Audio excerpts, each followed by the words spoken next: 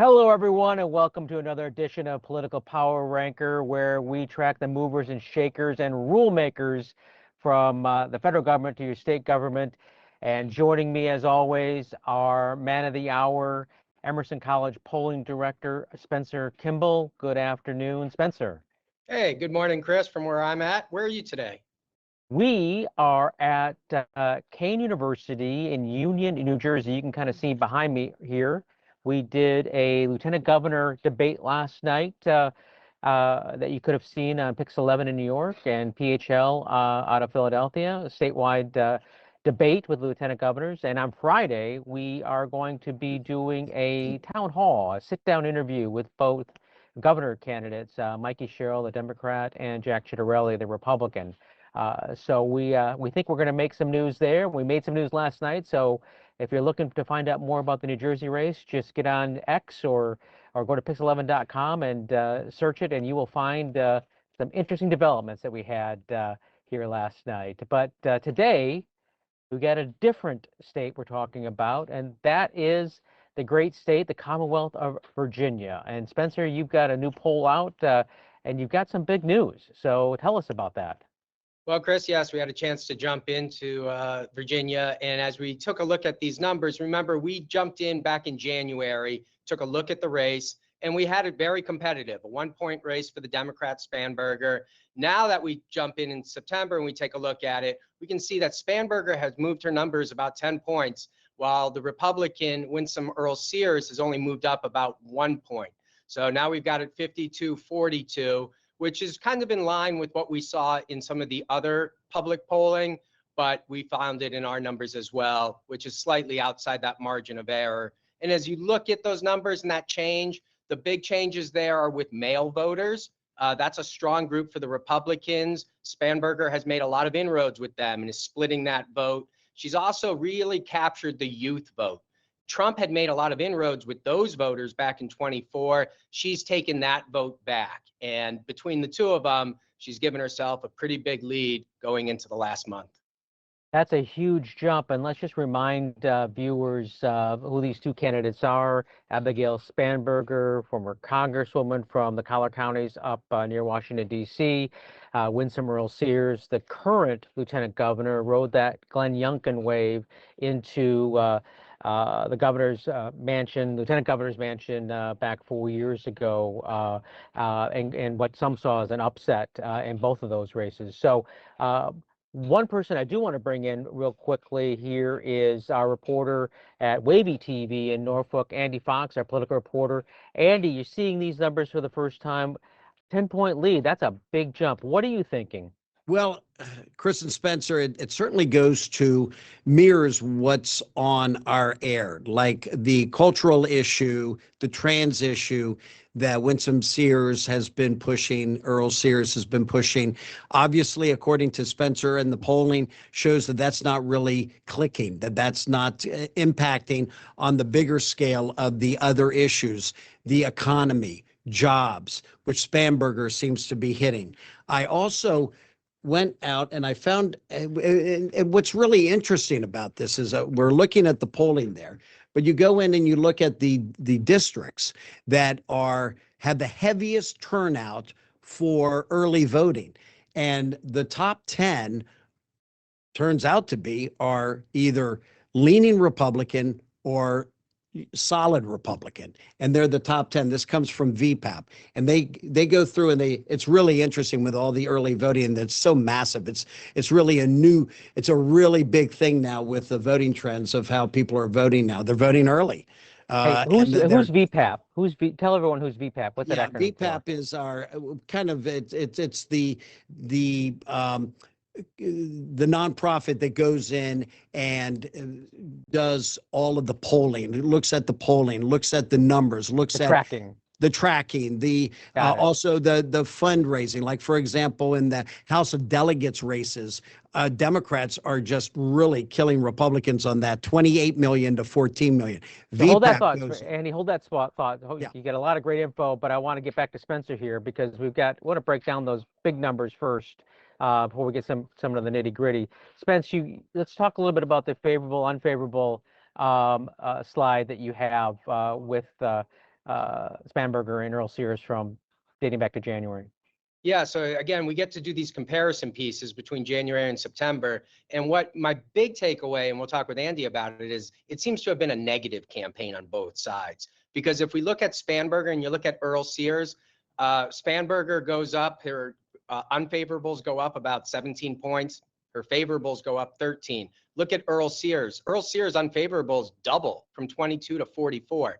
So it's been a very negative campaign. It's been bringing down the candidates as opposed to lifting them up. And so that seems to be a bit of an issue in this race. Andy, have you seen more negative campaigning out there as opposed to bios?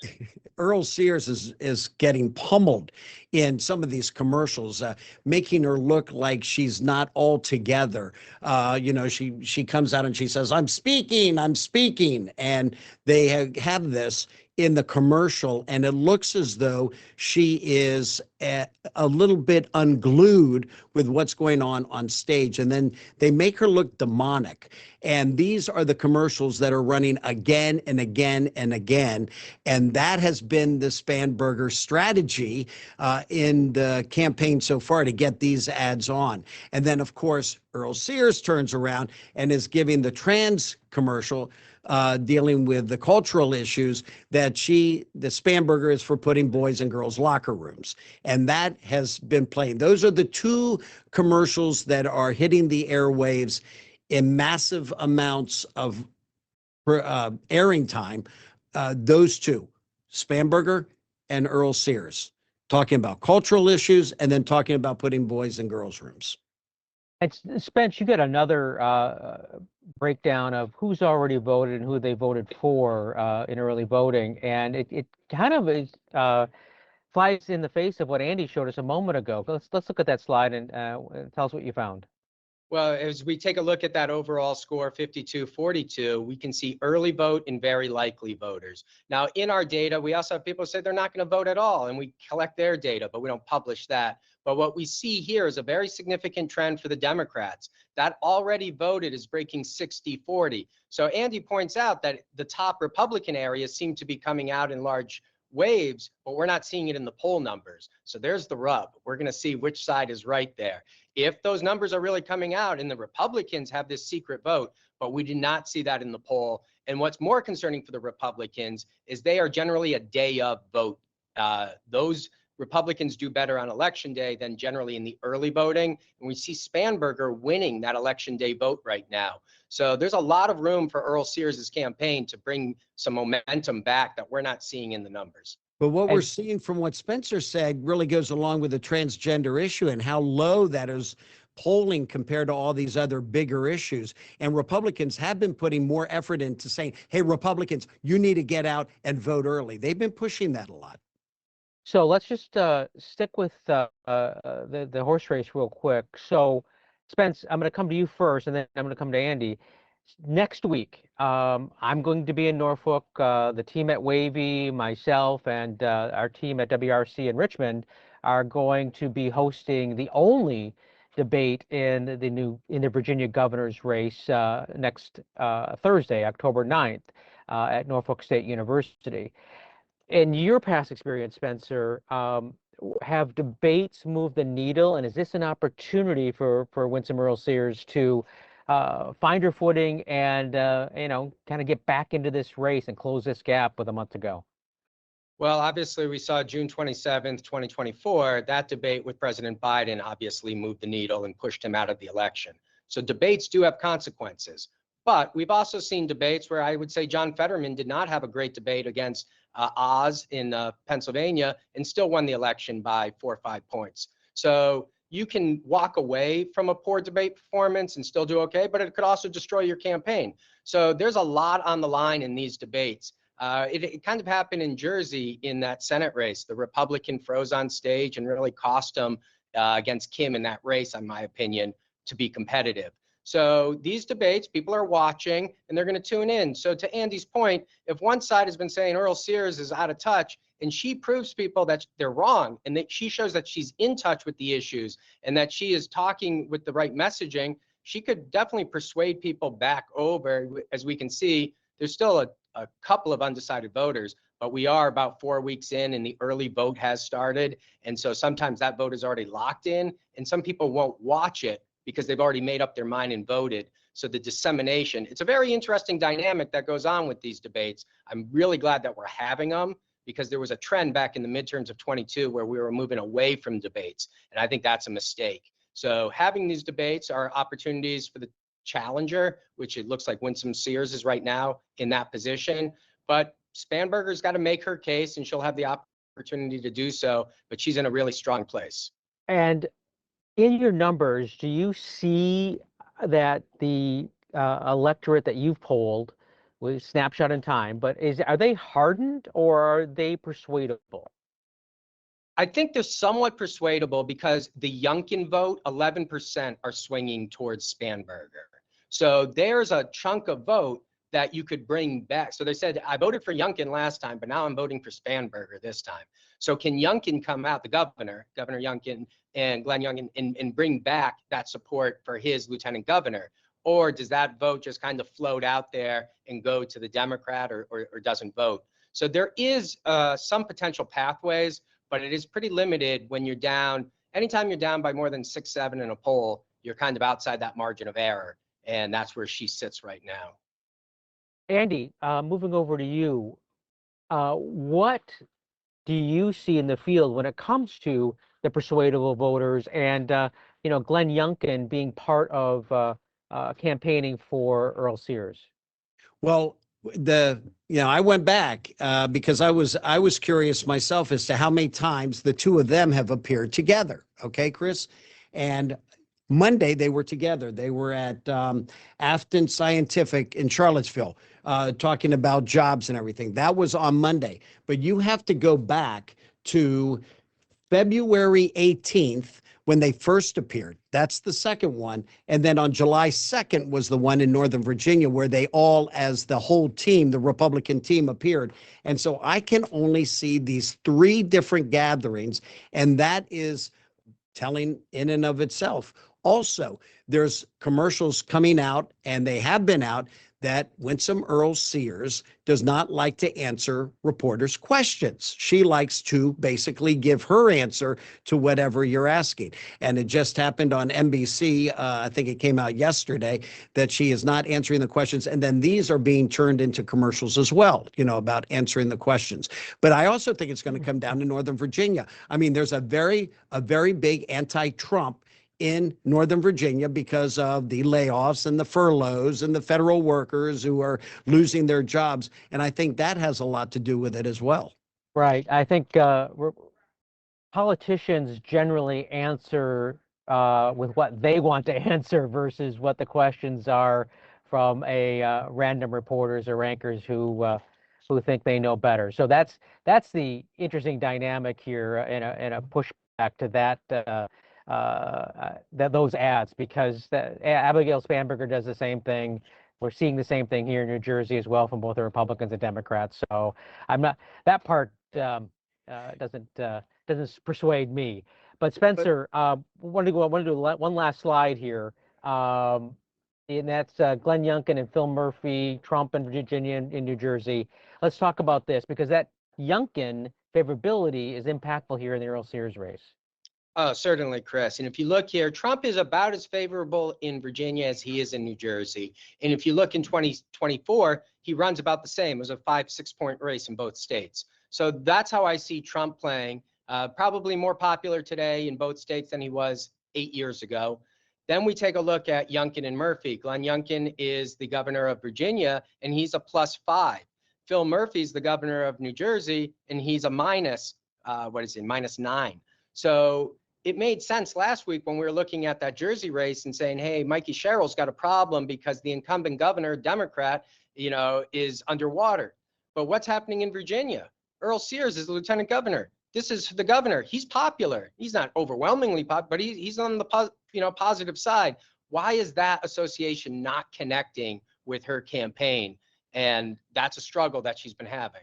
And the struggle is, Spencer, because they aren't together. We don't see them together. I mean, I just gave you the Yeah. 3 times that I've been able to find, February and then during the summer and then just on Monday.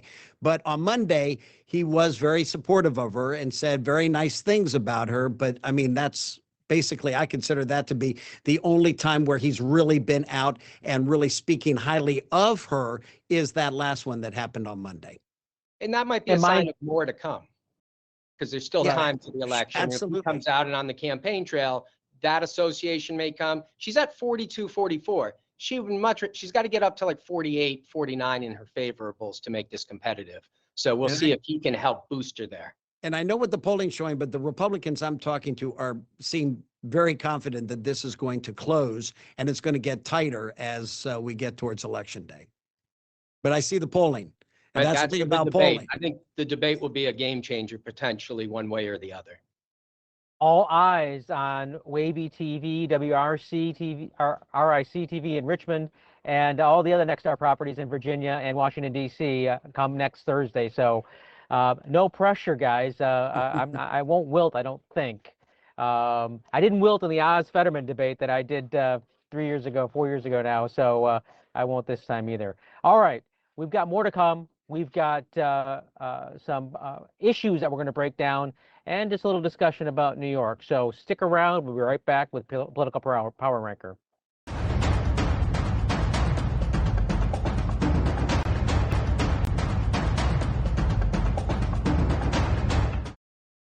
Hey, welcome back to Political Power Ranker, where we talk about the movers and shakers and rule makers across the federal government and state government when we talk about local races. And the man of the hour is political pollster Spencer Kimball from Emerson College, and Andy Fox from Wavy TV, political reporter, is joining us as well.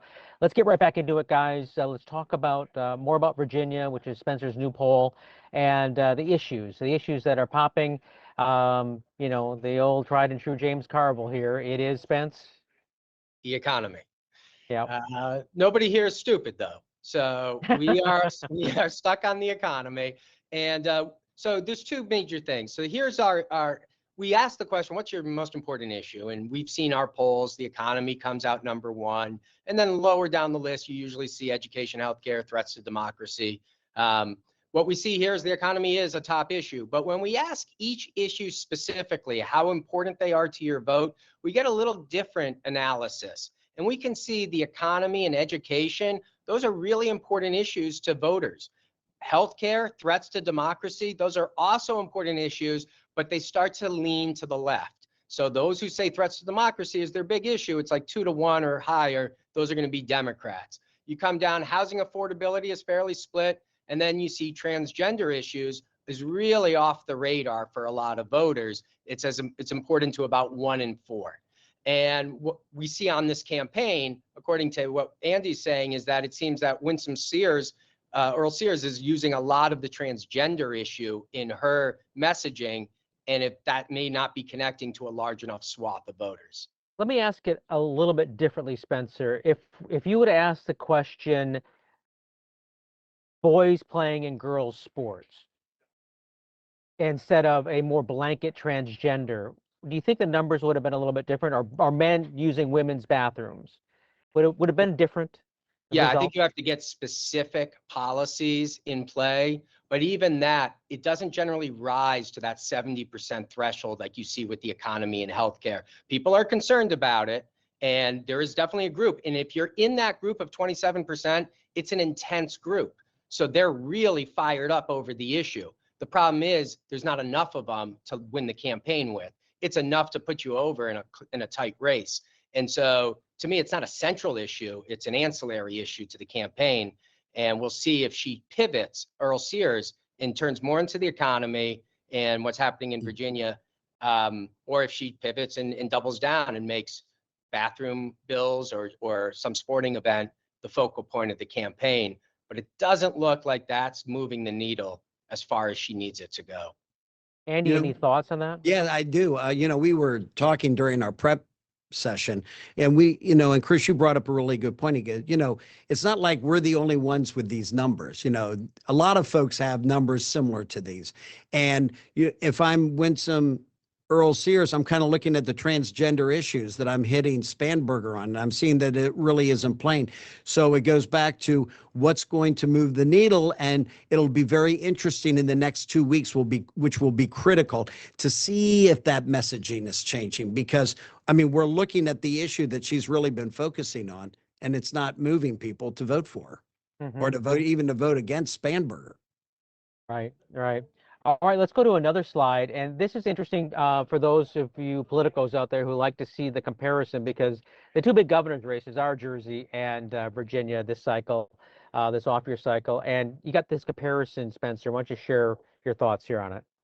Well, you can see the economy in Jersey is really a big issue. And you can see the Republican is doing better in Jersey in our polling. So the economy is a Republican issue. That's playing out well there.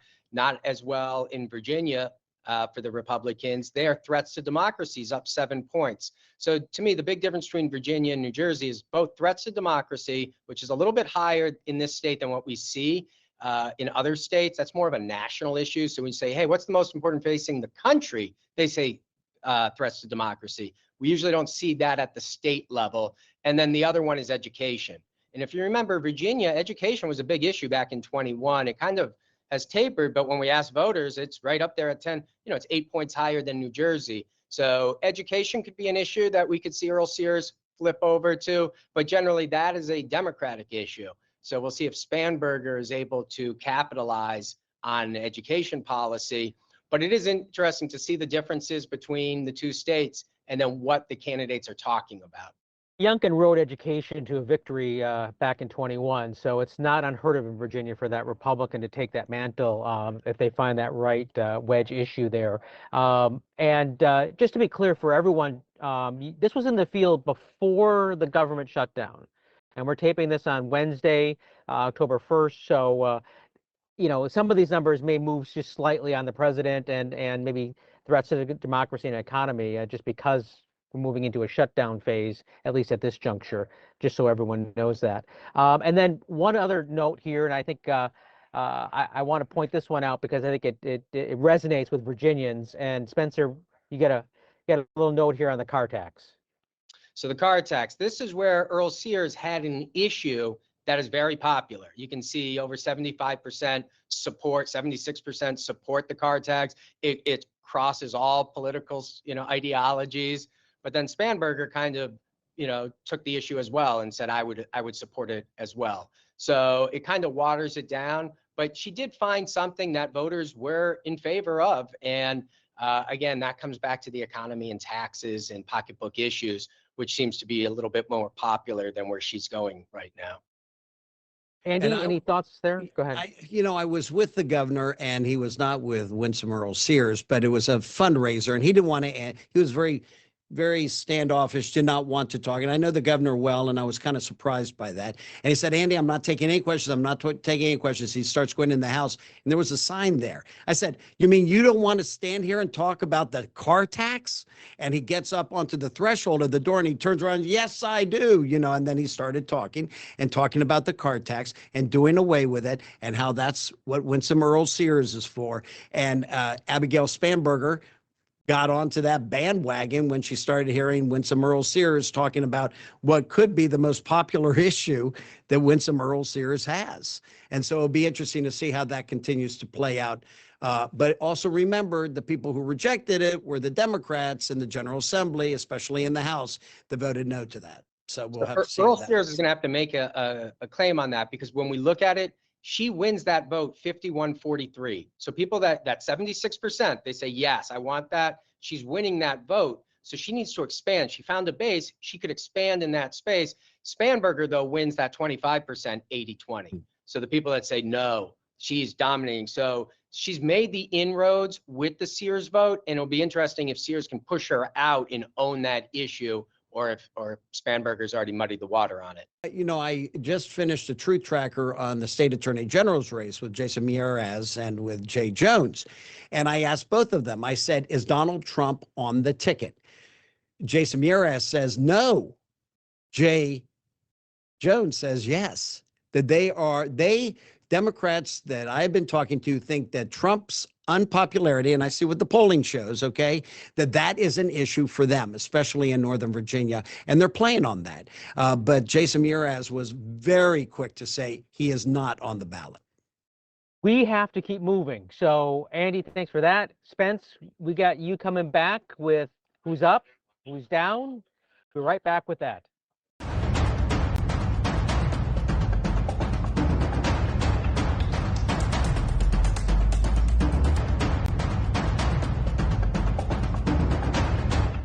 All right, welcome back to Political Power Ranker. This is everyone's favorite part. Spence, here we go. Who is up this week in Virginia? Well, as we take a look at those numbers, Chris, Abigail Spanberger is up this week. We see her numbers jump 10 points. Her favorability is up, though her unfavorables are also up. So we have Spanberger up, particularly on the issue of the economy, winning that one 51-44. 51-44 in the economy, and she's leading the way there. And who's down? Well, in this same race, Winsome Earle-Sears, Lieutenant Governor, we have her down at this point. We don't have her out, but we have her down because she's trailing, and we could see that her name recognition has not grown over the course of the year that we would have expected. She's got a month left to try to catch lightning in a bottle. Andy Fox, any last thoughts here? Well, the Republicans could be in la la land on these numbers and everything. They absolutely believe that this is going to tighten. One of my Republican key people was saying every race is going to be in the margin of error. There's also on the state, on the House of Delegate races, but they believe that Winsome Earle-Sears could catch fire, and they believe that she is going to be able to do that. And I've been covering her since 2001, and I remember her race where she took down Billy Robinson, longtime Democratic legislator, by working hard and by getting out and by meeting people. And the thing that is different about her in this campaign is that she's not out doing that. I mean, she won that race in 2001 because she was out with the people, and she is not seen as out with the people now. And there's still time to correct that. And my hunch is that that will happen. And you know what? She's got one big opportunity. All the Nexstar stations are gathering together October 9th, and we're going to put on the only debate in the governor's race in Virginia, October 9th, 7 o'clock. So you can catch it on any Nexstar station in Virginia or that covers Virginia. So please look for that. Spencer, good to see you. Thank you for your input this week. And Andy, thanks for joining us. It's always a pleasure. Here on Political Power Record. So thanks for joining us, everyone, and we'll see you next week on another edition of Political Power Record. Take care.